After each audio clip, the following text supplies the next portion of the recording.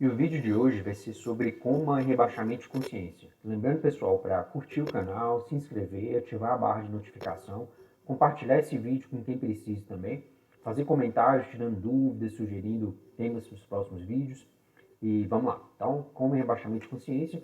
Então, comprometimento do nível de consciência, obviamente, vai ter uma alteração de responsabilidade dos estímulos externos. E o normal, o paciente está alerta, né? Seria Glasgow 15, totalmente consciente. Aí depois vai vir o paciente ficar letárgico, com obnubulação, piorando, e se piorar mais ainda, estupor. A gente evita esses termos, embora tenha os livros de semiologia, porque eles são subjetivos e imprecisos. E o paciente que piora mais que estupor vira coma, tá? Então, hoje em dia, quase sempre a gente vai pelo Glasgow mesmo. Score de Glasgow, tem outros até mais novos, mas seria score de Glasgow para ficar uma coisa mais objetiva e mais examinador, menos examinador dependente, menos variação entre examinadores, tá bom?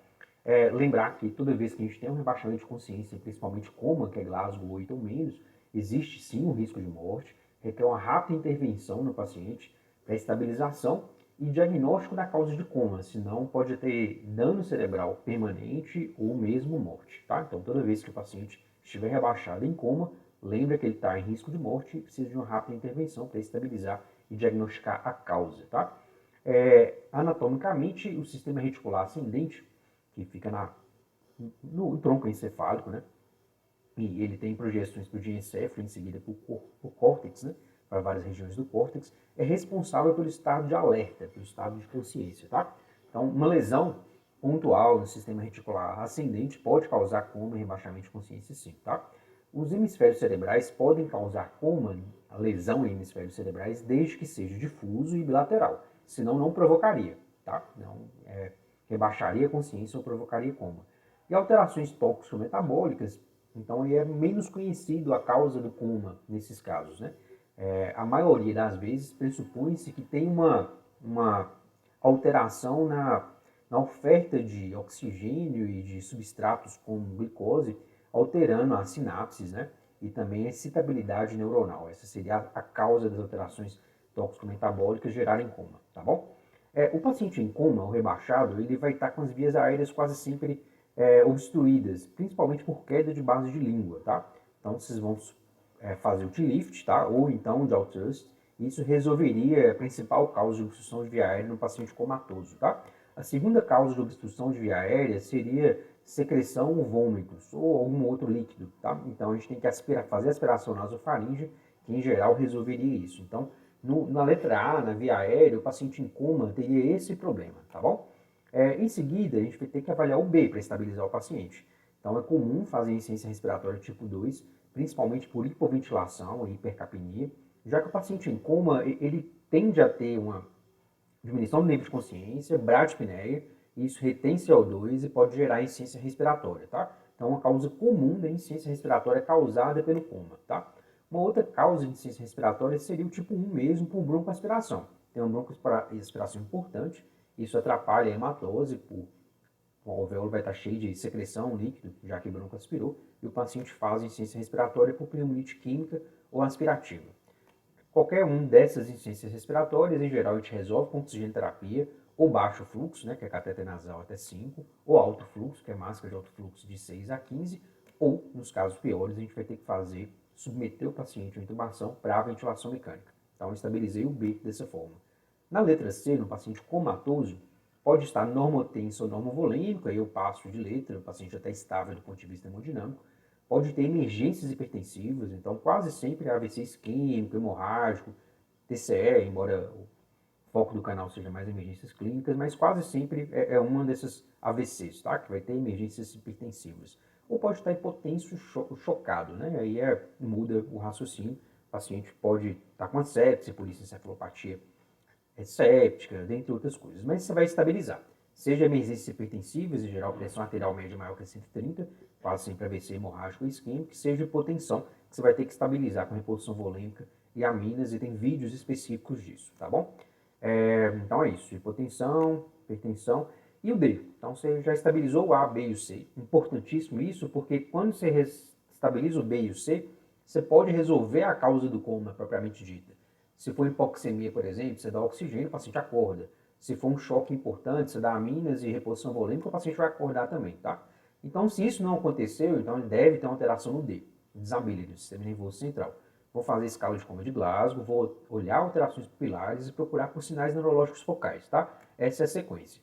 Então, vamos lá. O Glasgow, vocês já sabem, mas vamos repetir. Então, vai ter uma abertura espontânea, vai pontuar 4 pontos. Se for o chamado, pontuar 3. Ao estímulo doloroso, que idealmente tem que ser feito na glabela, pode ser no ângulo da mandíbula ou pressão do trapézio, tá? Assim como pressão external e leito ungueal também pode ser feito, mas esses 3 primeiros pontos de estímulo doloroso seriam melhores, tá? E sem resposta, tá? Já a questão verbal, a gente vai ver se o paciente está orientado, se ele conversa normalmente, se ele está confuso, se ele tem palavras inapropriadas, seria 3, sons incompreensíveis 2 e sem resposta 1. Então, orientado 5, confuso 4, palavras inapropriadas 3, sons incompreensíveis 2, sem resposta 1, tá? Já a questão da motricidade, que é o outro aspecto da escala de Glasgow. Então, se obedece ao comando é 6, se localiza a dor vai ser 5, se faz retirada inespecífica é 4, se decortica, que é esse movimento aqui, ó, de flexão, tá, de membros superiores, adução, extensão de membros inferiores, é 3, se descerebra, que são esses movimentos que mudam os membros inferiores aqui, que acontece pronação e flexão, tá, é 2 e sem resposta 1, tá. Então, Glasgow menor ou igual a 8, obrigatoriamente tem que fazer uma glicemia capilar. E se tiver menor que 60, você vai tratar rapidamente, tá? Lembra que causas reversíveis rapidamente de coma, como hipoglicemia ou pós-comicial, o paciente ele recobra a consciência, o Glasgow fica maior que 8 e evita a intubação, tá?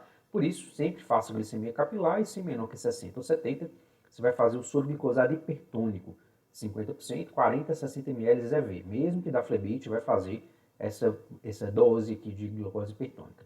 E fazer profilaxia de Wernicke-Korsakoff, tá?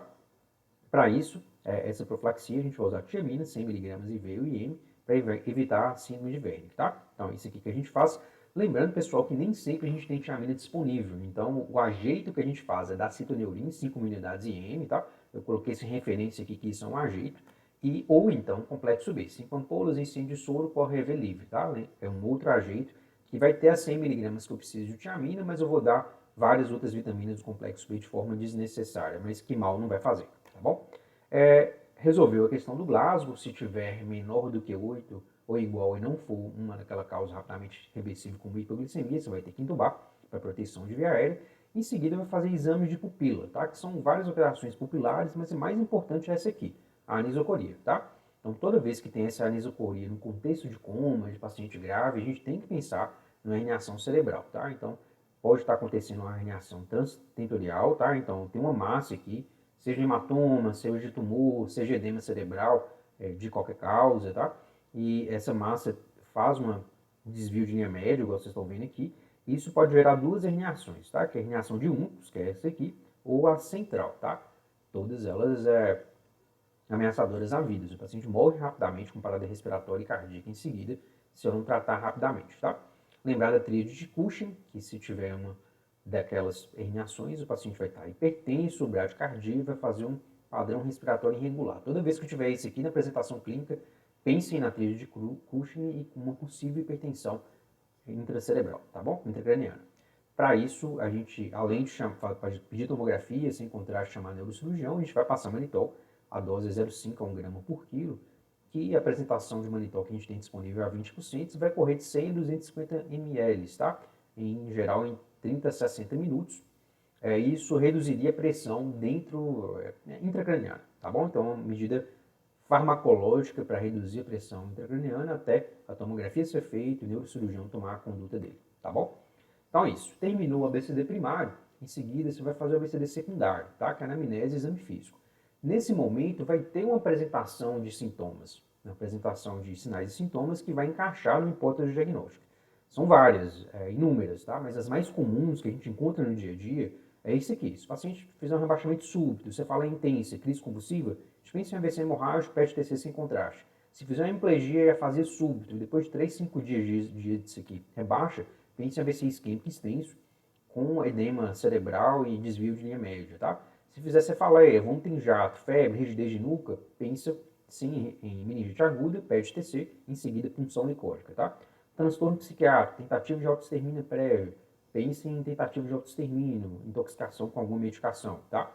Hepatopatia crônica, paciente alcoólatra, tem cirrose, evolui com asterix, abaixamento de consciência, pensa em encefalopatia hepática.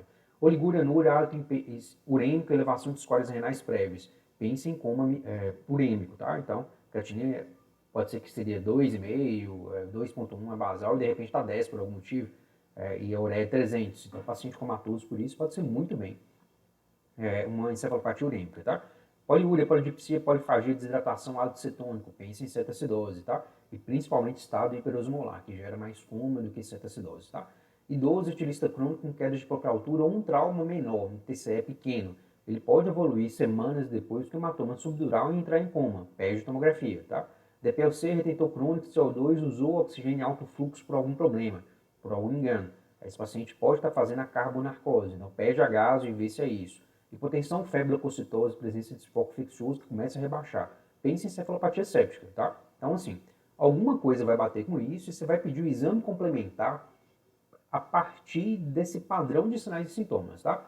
Boa parte das vezes isso se resolve, tá? Porém, em alguns casos, a gente não consegue definir muito bem o que é, não consegue fazer o diagnóstico rapidamente na primeira hipótese, aí você vai passar para a forma geral, tá? Você vai fazer um exame neurológico, olhar se tem hemiplegia, hemiparesia. Se tiver mioclonias, asterix e tremores, sugere mais encefalopatias, né, toxicometabólicas, ao invés de causas estruturais, tá, como AVC, tumor cerebral, dentre outras coisas, hemorragia intracraniana. Convulsões focais, tem que olhar se tem. Então, todo exame neurológico do paciente comatoso rebaixado, eu vou procurar obrigatoriamente por isso aqui. Se tem hemiplegia, paresia, se tem esses movimentos anormais, vou testar os reflexos cranianos e alterações pupilares, tá? Então, faço o reflexo fotomotor. Aqui, gente, não vai ser uma avaliação, um exame neurológico completo, até porque o paciente tem coma. Não dá para fazer a maioria dos exames neurológicos, tá? Mas o reflexo fotomotor, obrigatoriamente, eu tenho que fazer e registrar no prontuário. Isso pode me acrescentar muito a causa e o prognóstico desse coma, tá? Então, uma fonte luminosa aqui e olha se o fotomotor é consensual, a pupila contraindo, e a contralateral também, com estímulo luminoso e está funcionando, tá?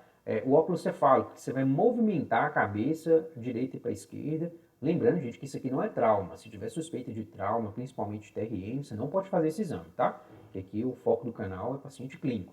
Então, se você movimenta a cabeça para a esquerda, o olho tem que fixar, tá? Para o oposto, lado contralateral, como se ele estivesse fixando os olhos para olhar alguma coisa, tá? Então, esse aqui é o reflexo óptico cefálico normal. Se a pupila ficar fixa no centro enquanto você mexe, então o reflexo óptico cefálico é negativo, isso é um sinal de prognóstico ruim, tá? E o outro seria o córneo papel-brau. Você pega um algodão, molha com cuidado, se estimula a córnea, o paciente tem que fechar o orbicular, tá? Se não tiver, também um prognóstico pior. Então, esses 3 reflexos de pares cranianos a gente tem que fazer em todo paciente com coma, tá bom? É aquela questão, fiz isso, não identifiquei a causa exata do coma, quando eu pedi o exame ou não veio o que eu esperava, ou as manifestações clínicas se sobrepõem ali, não tem nada característico de alguma hipótese, tá? Aí eu vou pedir esses exames, né? Peça hemograma, se tiver uma anemia severa, pode levar a coma. Peça eletrólitos. Claro que só de cálcio, gente, tanto hipernatremia com hipercalcemia pode levar sim a coma, tá? Magnésio é menos comum, pode, tá? É uma hipermagnesemia levar a coma, mas é pouco provável, tá? Essas duas aqui, principalmente sódio, é comum, tá? Relativamente comum. Função renal obrigatória, ureia de 300, creatinina de 12, certamente a causa de coma, tá? Função hepática, então o paciente pode estar com isso aqui alterado e ter a causa de coma encefalopatia hepática, tá? Assim como a coagulograma, que vai sugerir principalmente encefalopatia hepática e dentre outras causas, tá? E gasometria arterial é importantíssimo. Então, se eu tiver lá um PO2 muito baixo, então a hipoxemia é a causa do coma. Um PCO2 elevado, então ele está retendo CO2 e pode ter uma encefalopatia hipercápnica, que é a carbonarcose. Então, obrigatoriamente, esses exames aqui eu tenho que ter que pode sim identificar a causa do coma do meu paciente que eu estou atendendo, tá bom? Causas mais raras. Em geral, esses exames aqui a gente não pede de primeira, tá? Função tiroidiana. É raro você ver um coma mixematoso. Então, só se aqueles primeiros exames e os exames de neuroimagem não foram esclarecedores, aí você passa para isso aqui. Função tiroidiana, cortisol cérebro, para síndrome de Addison, né? Pouco provável, mas pode acontecer. Screening toxicológico. Na verdade, deveria ser pedido em todo paciente com coma de causa não conhecida. A questão é que a gente não tem disponível na maioria dos hospitais, mas se tiver, façam, tá? E carboxiemoglobina é, assim, uma intoxicação por gás carbônico, é mais raro, em geral acontece em paciente vítima de incêndio, queimadura por incêndio em local fechado, por exemplo. Mas eu pediria também para uma causa rara, tá? Exames de neuroimagem, quase sempre a gente vai pedir tomografia sem contraste, tá? É definidor para a maioria das causas de coma. Então, esses primeiros exames e a tomografia, quase sempre a gente descobre a causa, sem contraste, tá? Quando isso não foi possível, como é que a gente vai prosseguir com os exames de neuroimagem? Aí vai ser a angiotomografia, que vai estudar melhor a circulação venosa e arterial dos vasos intracranianos, tá? E às vezes eu posso ver alguma coisa que a tomografia sem contraste não viu, como um tumor cerebral ou mesmo uma AVC de ponte, por exemplo, de tronco, na verdade, tá? Então pode acontecer, tá? Ressonância magnética é melhor ainda para ver eventos vasculares em tronco cerebral, dentre outros problemas que podem causar coma, tá? Como, por exemplo, uma coisa mais rara, né, que é síndrome da desmilinação osmótica. Então, a ressonância é melhor. O problema é que a ressonância é cara, é pouco disponível, é demorado de fazer e no paciente instável pode ser difícil você colocar o paciente lá dentro, sei lá, 30, 40 minutos e fazer essa ressonância, tá? Mas sim, ela esclarece os casos que os outros exames de neuroimagem, que são tomografia sem e com contraste, não resolveram, tá?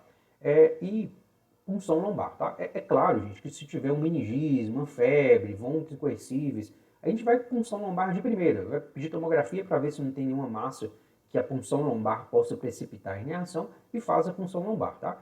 Mas naqueles casos que isso não é claro ou não é negado na história, e eu fiz todos aqueles exames lá e não foi definido, hoje a gente tem que partir sim para a punção lombar, tá? Então pede coagulograma antes para ver se não tem nenhuma coagulopatia, a TC de crânio para descartar lesões expansivas, porque a punção pode precipitar em reação, pede a rotina de líquor, no mínimo, tá? Então vai ser proteínas, glicose, dentre outras coisas lá, cultura, GRAM, que a gente vai ver no líquor para tentar identificar a causa, tá? Aí entra as meningites crônicas, né? A gente vai dosar uma série de outras coisas, inclusive pesquisa de fungo, TB, que pode ajudar aí na causa do rebaixamento de coma e rebaixamento de consciência e coma, tá? E quando isso, uma outra questão assim que a gente tem que sempre pensar que é mais raro, mas pode acontecer, é status epilépticos não convulsivos, tá? Então o eletroencefalograma é essencial. O paciente pode estar comatoso, nada daqueles exames fechou o diagnóstico, pensa assim em status epiléptico não convulsivo e tem que fazer um eletroencefalograma. Infelizmente pouco disponível, tá? E o próprio eletroencefalograma, isso aqui é o principal, claro, status epiléptico não convulsivo, mas ele pode dar dicas também de se encefalopatia metabólica, por exemplo, a encefalopatia hepática, vai ter alterações características, não sei te falar aqui, porque tem que ser especializado nesse exame, um neurologista especializado nesse exame para falar, mas assim, vai ter padrão de eletroencefalograma de encefalopatia hepática, de encefalopatia hipóxica. Então, existem esses padrões e pode até de encefalopatia herpética, por exemplo, tá? De uma encefalite herpética. Então, pode ajudar, tá? E, claro que o diagnóstico principal é esse aqui, status epiléptico não convulsivo, tá bom? Então, gente, vamos lá. O checklist, depois de tudo isso que a gente falou, de um paciente que chega rebaixado ou em coma, o que a gente tem que fazer? Primeira coisa é estabilizar o BCD primário, tá? Então, A, o B, o C e o D. Estabiliza, tá? É isso. Senão o paciente para lá na sua cara, você tem que fazer isso rapidamente. Então, isso aqui checado, passa para o próximo passo, que é avaliar a glicemia. Se hipoglicemia, tratar. Se hiperglicemia, ainda mais severa, considerar como uma causa de coma, tá bom? Fazer o exame neurológico básico, que basicamente é Glasgow e aqueles testes de pares cranianos, que é reflexo fotomotor e consensual das pupilas, ver, claro, pupila, né? Tem alterações pupilares, ver córneo papel-brau, ver óculo vestibular, tá? E basicamente são esses, tá bom? E, claro, gente, exame neurológico básico, você vai ver que se tem aqueles alterações de movimento, que são tremores, asteriscos, crise convulsiva focal, vai olhar isso tudo também, tá? E hemiplegia e hemiparesia. Mais do que isso, é muito difícil. O paciente comatoso não vai ter um exame neurológico completo porque ele está em coma, afinal, tá? E depois disso aqui, passa para BCD secundário, que é anamnese e exame físico, que formula hipótese, tá? Então, vai lá, febre alta, rigidez de nuca, cefaleia, vômitos em jato. Pensa em meningite, pede punção licórica, tá? Seria isso, tá? Uma cefaleia intensa, súbita, com crise convulsiva, pede uma TC sem contraste, deve ser um AVC hemorrágico, tá bom? E por aí se vai. Solicitar exames complementares para hipótese, igual eu falei, eu citei aqui, tá? Se isso não for suficiente para fechar o diagnóstico, solicita os exames laboratoriais de causas comuns de coma, que é aquele que eu falei, hemograma, função renal, dentre outros. Tem um slide, tá? Solicita TC de crânio sem contraste na urgência. Essas duas coisas quase sempre descobrem a causa do coma, você descobre e começa o tratamento, aí encerrou por aqui. Se isso não for possível, for um paciente diagnóstico mais difícil da causa do coma, aí você vai solicitar a TC e ou ressonância magnética, tá? Que esse aqui pode identificar a causa do coma, tá? Solicitar exames laboratoriais de causas raras de coma, tá? Que entra em screening toxicológico, vai entrar crise de Addison, pede cortisol, vai entrar como mixematoso, tá? Mas isso é mais raro, tá? Se mesmo assim não for suficiente, solicitar a punção lombar com estudo do líquor, tá? Se isso não for suficiente, solicitar eletroencefalograma, tá? Então, basicamente seria esse o checklist da condução do paciente com rebaixamento de consciência e coma. Então é isso, obrigado, foi um prazer estar com vocês. Bom plantão, bons estudos e até o próximo vídeo.